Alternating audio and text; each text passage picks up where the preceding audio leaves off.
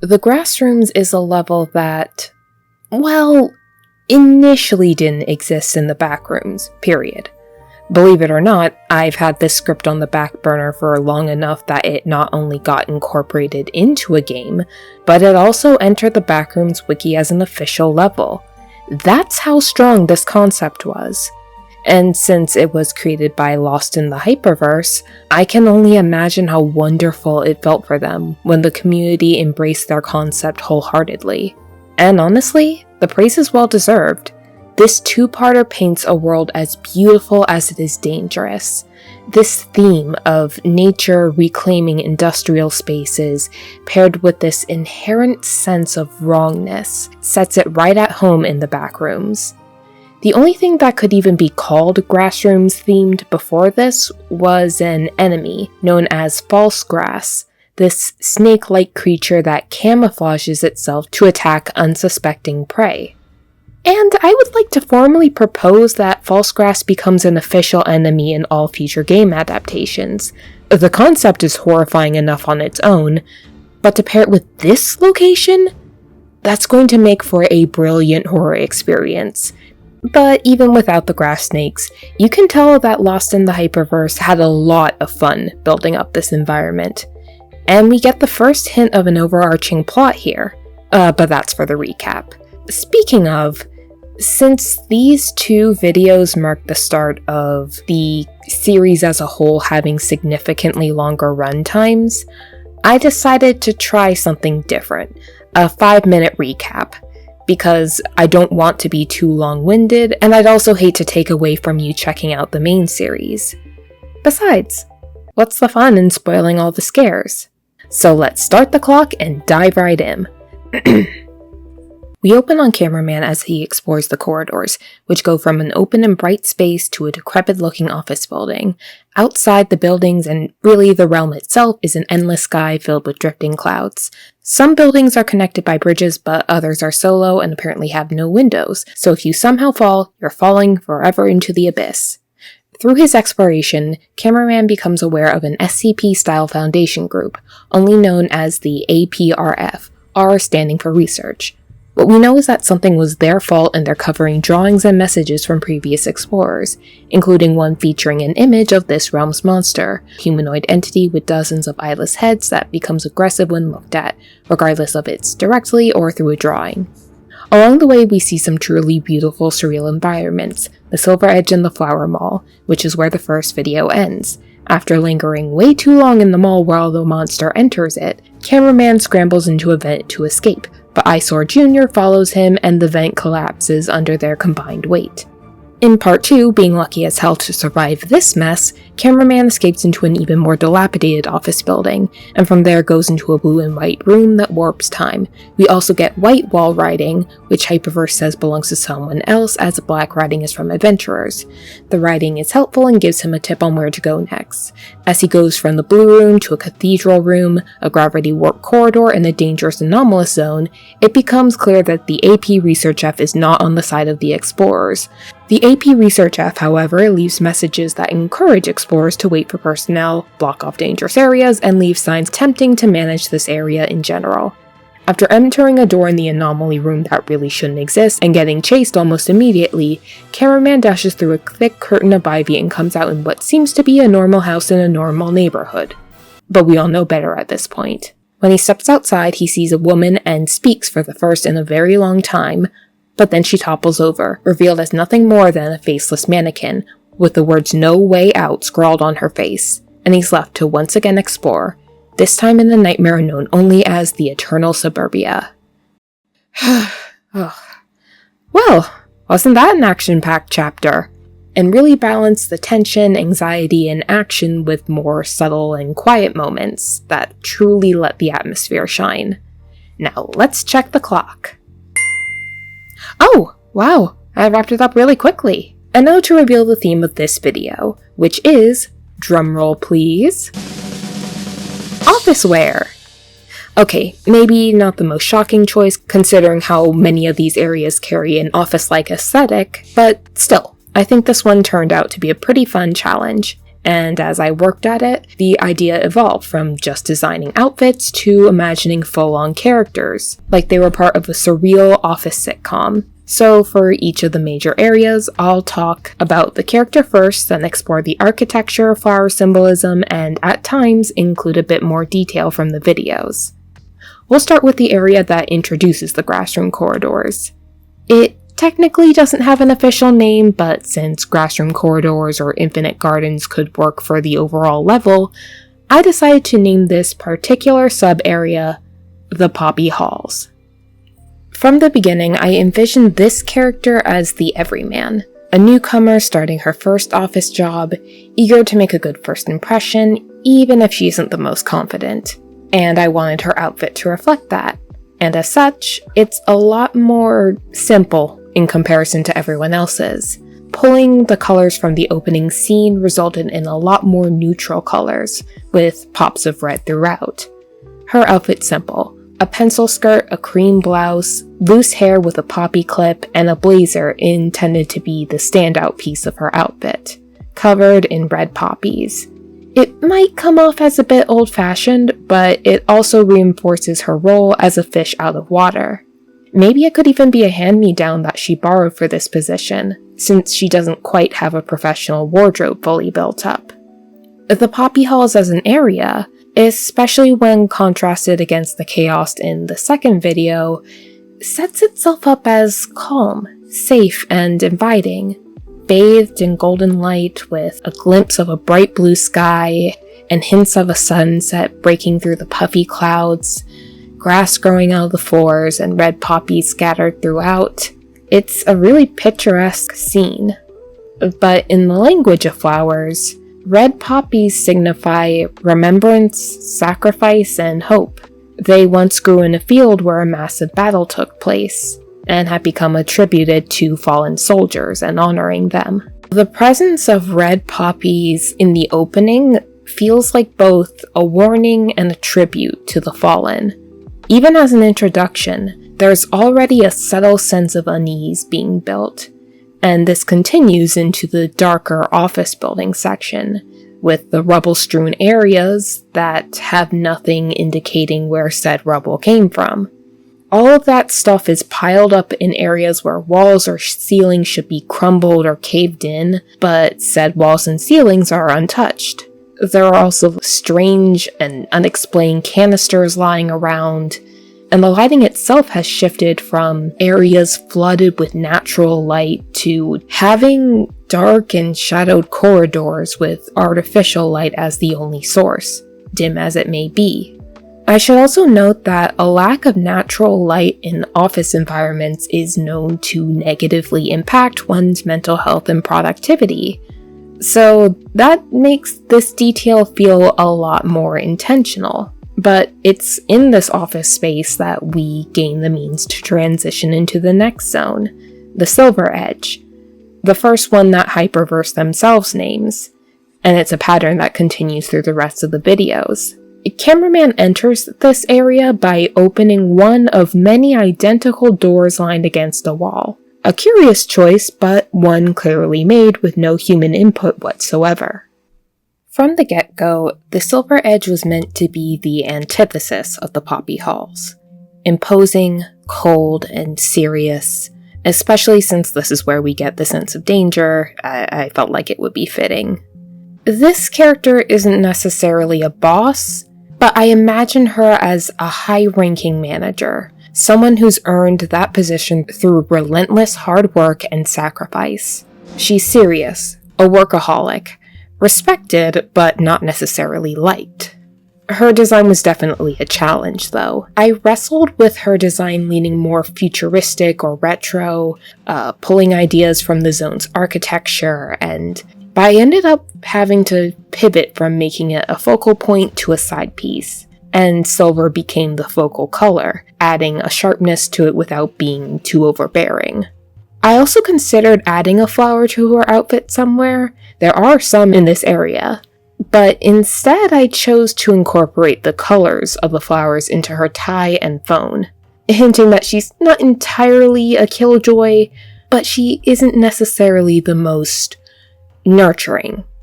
Moving on to the location, the silver edge from the get-go reminded me of the Jetsons, the sleek curves and practical architecture and the barred and covered windows.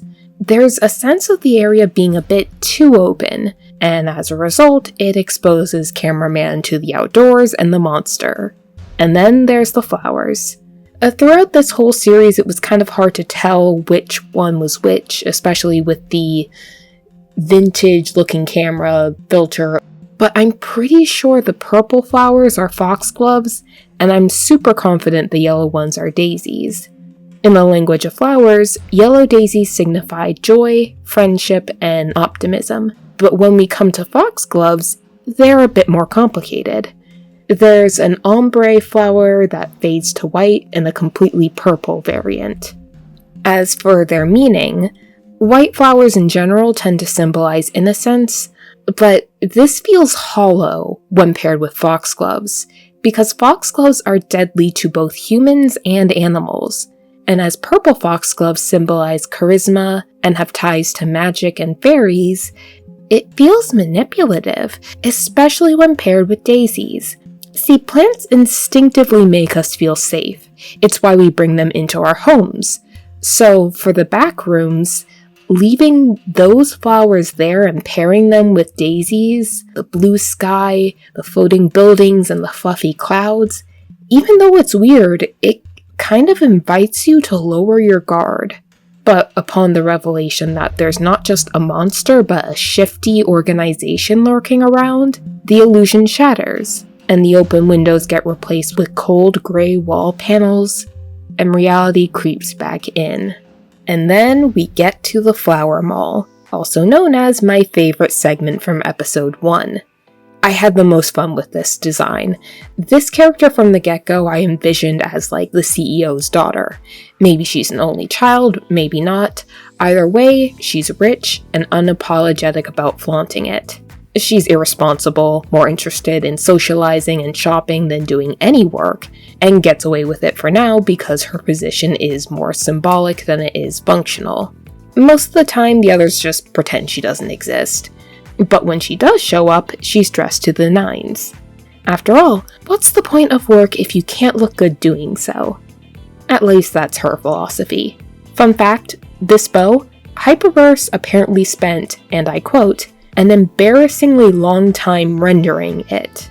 But I appreciate it. Even if it's barely in a few scenes, I loved it enough to show it off in her outfit. Could it have been bigger? Maybe, but I think it works as is.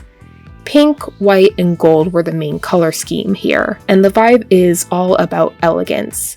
And the drill curl hairstyle isn't the most realistic, but I like to think it completes her Himedare style look. Overall, I had a lot of fun pulling details from the mall and putting them in her outfit. My favorite touch has to be the gold chain links on her blouse. And the mall itself perfectly captures this impression of a high-end shopping center that's fallen on hard times. The white and gold color palette, the columns, ornate trims, all of this creates an elite atmosphere, as if Nordstrom was an entire shopping mall.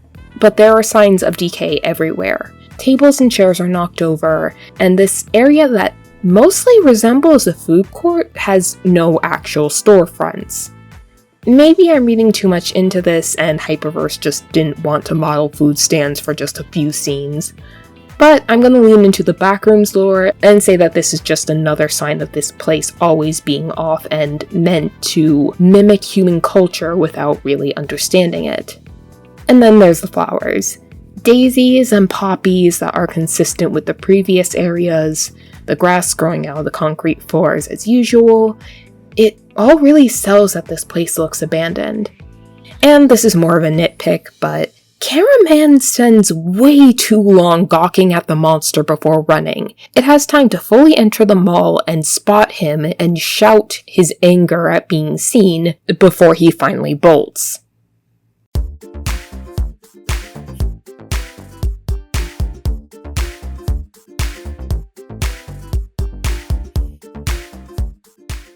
I envisioned the Blue Room as a very friendly and helpful person, if not blunt at times. But who could blame her? She's got a lot of work to do, and while she's willing to help those who can also help themselves, she's not shy about up and leaving to get her own work done. She didn't get to where she is by being a pushover, that's for sure. In terms of seniority, she's been around as long as Silver Edge, with a similar rank to boot. But unlike Silver, she's happy to offer Poppy a helping hand and is often her go-to for advice. Blue knows all the office gossip, what meetings are taking place and when, and even where everyone is and how long they've been at a certain location for. It's weirdly supernatural, in a way. In terms of her outfit, well, the Part 2 characters in general gave me a lot of trouble, and Blue Room was one of the harder ones. It was a mix of struggling to pull inspiration from the location, making sure it was office appropriate, and blue enough to match its namesake without sacrificing the other colors. At times I strayed a bit too futuristic, other times too cutesy and soft, which didn't really match what I was going for with this character. I wanted her to come off as mature but down-to-earth and approachable.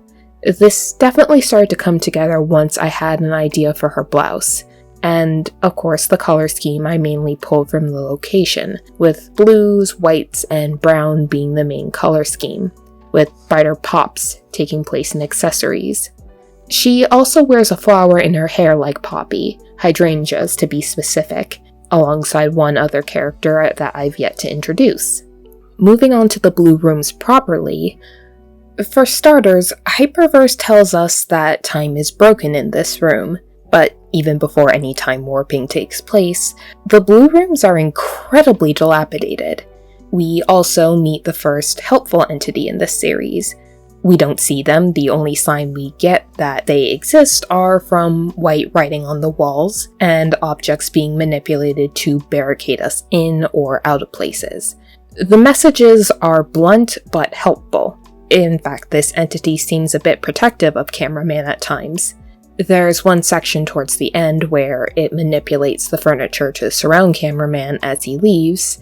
At first I assumed this whole thing was meant in a threatening way, especially when paired with this message. But now that I think about it, I think this was its own way of slowing the approaching monster down, by preparing to barricade the door the second Cameraman leaves. This thing, despite its bulk, is pretty quick and can squeeze into smaller locations with ease, so anything to slow it down would be helpful. As for the flowers, well, I had trouble making them out, but I'm confident that these are blue hydrangeas and elderberry flowers. The hydrangeas alone are odd, because they tend to grow on bushes more than they do out of the ground, though that is possible. However, they symbolize regret, apologies, and forgiveness, and when paired with elderberry flowers that signify rebirth, endings, and protection, I can't help but wonder if the flowers are hinting at the history of the Blue Room, of a previous traveler who, despite the white writing's best intentions, died inside the room. This might be why the first move of the white writing once Cameraman entered was to barricade the doors and bluntly tell Cameraman the most important information, to get him to move faster. It's trying to protect him better than it did with the previous occupant. And despite Cameraman lingering on the outside bridge long enough to make the entity's protection almost useless, he eventually makes his way into my second favorite room, the Cathedral. So I knew I wanted the Cathedral to be an older woman, but I struggled to figure out just how much of a hippie I wanted her to be. So in the end, I went for a more laid-back, business casual, bohemian style. A woman who doesn't take her work environment, and life as well, too seriously. I mean, she's been at the company for the longest, next to her sister, giving her far more freedom in how she dresses, but she also has a ditzy, I'm 1/4 of the way removed from reality mentality. I think her outfit has to be my all-time favorite of the group. I really love how this turned out, especially the dress, and I'm really glad that I could translate the stained glass ceiling into this sort of patchwork dress that she dyed and stitched together. I wanted it to be cozy and detailed and regal enough to give the impression that this is someone you need to keep an eye out on. If not out of respect, then because she's clearly rich. I also added flowers in her hair because, of course, these ones being the elderberry flowers and red lilies. My favorite touch in general had to be the cardigan, and I feel like I managed to strike the right balance between elegance and coziness. What's that? Why did I draw a wires butterfly? What do you mean? That's just a regular little butterfly. Now come on to the cathedral as a location. We sadly don't linger here for long, but the cathedral manages to create an appropriately serene atmosphere, one that even rivals the flower mall. It's, of course, overgrown, but in a way that feels soothing and purposeful, with ivy climbing up columns and the large statue that's the centerpiece of the location, the flowers growing out of the ground, sunlight streaming from the windows, regular and stained glass. And despite the added rubble and dilapidation, this area gives the impression that it's in the best condition out of all of them.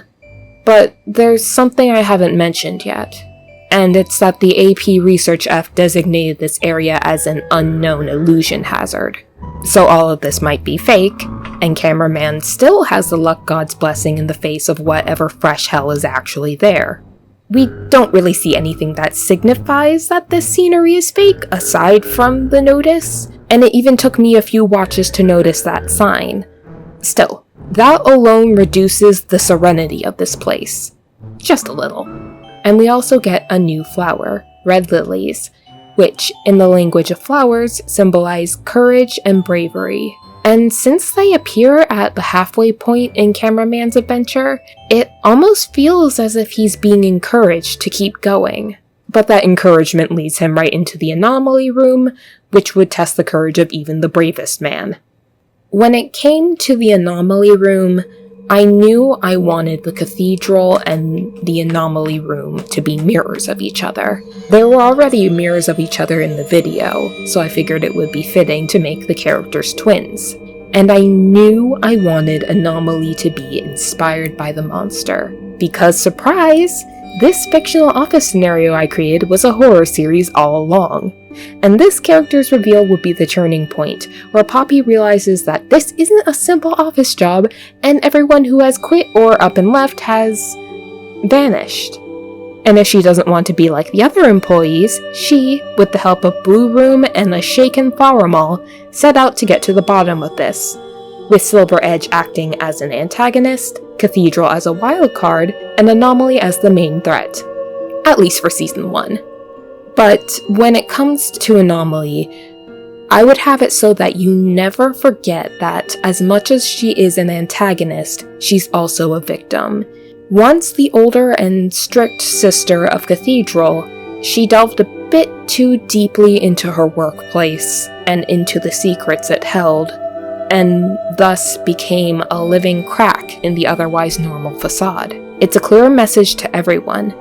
Not even the highest ranking workers are safe from whatever this is. In terms of inspiration, aside from Eyesore Jr., the stranger from Slay the Princess was definitely considered. And I wanted her to look like she was slowly but constantly mutating, hence the third arm and hidden third boob.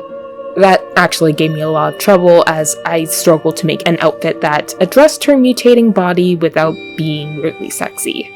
I mean, this is a character that now only communicates by screeching and groaning when she isn't breathing raggedly. It would be hard for anyone to communicate if they had the souls of all the lost office workers bouncing around inside their skull. And when she isn't standing there trembling slightly, she shuffles from place to place, and if you don't want to get fired, you have to treat her as normal. Include her in talks at the water cooler with everyone else, and ask her how her day is going. After all, she's not exactly in control of herself, and I'm sure she'd appreciate the attempts at normalcy. And who knows? Maybe this can end with Poppy helping to undo whatever happened to her. Cathedral and Anomaly would certainly appreciate it. Once I figured out the look I was going for, I stuck with the idea of a simple bodycon dress paired with a suit jacket. It's colorful, but it's also the opposite of cathedrals in every way, being sleek, professional, and modern. And I envision Anomaly, back when she was human, as a competent person. She dressed like a boss because she knew she was a boss, which makes what happened to her so awful. It's like whatever did that to her wanted to take her down a peg. As for the Anomaly Room, I don't know if this is somehow the cathedral after a massive time skip, or if this is what the room always looked like underneath. But this space has none of the safety that its fraternal twin did, even down to the doors that lead to each location, cathedrals being beautiful and free to open, and the Anomaly Room, covered by tape and requiring cameraman to physically remove them before he could enter. First of all, let's address the wires, or rather as Hyperverse calls them, the evolved version of the wires. Which is horrifying in its own right, because if they can go from being solid and fleshy to almost liquidy, can they reach a point where they dissolve into the air completely, free to be absorbed into cameraman's lungs? I don't particularly want to continue down that horrific little rabbit hole, but you're free to do so. Let me know what you think will happen in the comments. Anyway, the floating wires is also a good transition to talk about the altered gravity in the room, and the weird goopy sound that the wires make, which really builds the tension. Not to mention the red mean scary lighting, which does an excellent job of making this space look ominous, especially since it's not bright enough to fully illuminate the room, leaving the location overall really murky and foggy. Oh yeah, and the beautiful statue? It's been replaced by a door. A door that, when opened, leads to a location that shouldn't physically exist. But the stained glass is there, so I guess this room isn't all bad. Who am I kidding? This place makes my skin crawl. And cameraman agrees with me, because between the way too close wire sound effect and cameraman's rapid breathing, you want to get out of there just as much as he does, which makes his slow walk to the door so tense. But I can't blame him for walking. We don't know if the wires are affected by fast movement, or rather, if they're attracted to it. And for the first time, there are absolutely no flowers at all in this room. It's almost like we've seen the heart of this realm and what it always was deep down. And of course, as the icing on the cake, the path to the exit comes out of sheer nothingness. As the final centerpiece room, the Anomaly Room does its job perfectly, and the transition into the next level is almost relieving in its normalcy, as boring as it might be. But for a first foray into an entirely customized level, Hyperverse has done a great job, and based on the latest video to be released at the time of recording, the next journey into the Grassroom corridors is going to be a lot more eerie. And I genuinely don't know what I'm gonna do for this return trip. Maybe I'll return to this theme, why not? In the many levels between that, however, lost in the Hyperverse while taking inspiration from several levels, will be doing his own thing from here on out. And honestly, this next level is gonna be a doozy. It gave me so much trouble when I came up with designs in the past, and now, well, I think I finally got something to show in the next video. I'll definitely be thinking outside the box, that's for sure. And if you want to see what that is sooner rather than later, please let me know. I kinda make videos based on my own interests, but for this series and others, if you want to see the next part sooner rather than later, letting me know will motivate me to work on the next part faster. Until then, I hope you enjoyed this video, and I'll see you guys in the next one.